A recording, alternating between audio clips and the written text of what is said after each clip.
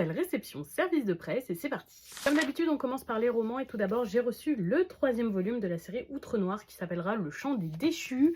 Il est donc édité chez Lumen et je suis super contente parce que jusqu'ici, j'aime beaucoup ce titre que je trouve très original. Donc c'est un beau bébé de 700 pages que j'ai hâte de lire. On passe chez Soleil Manga avec le livre d'histoire d'Harmonie. Trop contente qu'il sorte enfin chez nous en version française. J'avais acheté la version japonaise au Nintendo Store de Tokyo. Il s'agit donc de l'histoire qu'on retrouve dans la bibliothèque de Super Mario Galaxy, l'histoire d'Harmonie.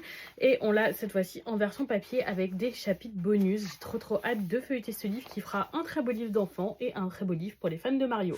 On passe chez Kana avec le 8e volume de Princess Puncheuse. Je suis trop contente d'enfin retrouver ce manga parce qu'après avoir absolument adoré l'anime, j'avais hâte de continuer l'histoire. L'anime elle est un petit peu plus loin que tome 7 il me semble, donc je suis super contente de continuer.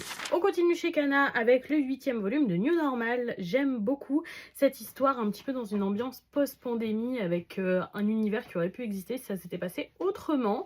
C'est aussi une bonne romance. Le tome précédent m'a un petit peu déçue, donc je passe beaucoup d'espoir sur celui-ci. On continue chez Kana avec le 5e volume de C'est de l'amour, crois-moi.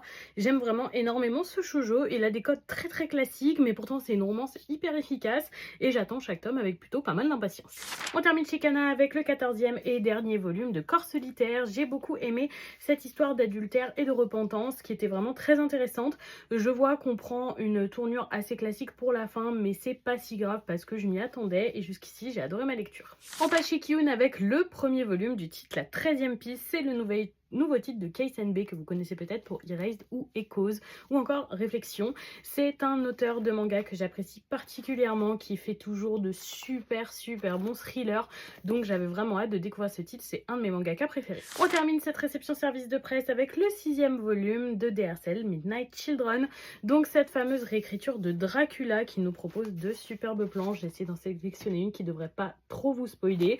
C'est une histoire très intéressante mais avec beaucoup de choses dérangeantes dedans que je conseille pour un public très averti. Et voilà pour ce bilan lecture. Dites-moi si vous avez lu ces titres ou si certains vous tentent. Je serais curieuse de vous lire dans les commentaires et surtout je vous souhaite une bonne soirée tout le monde.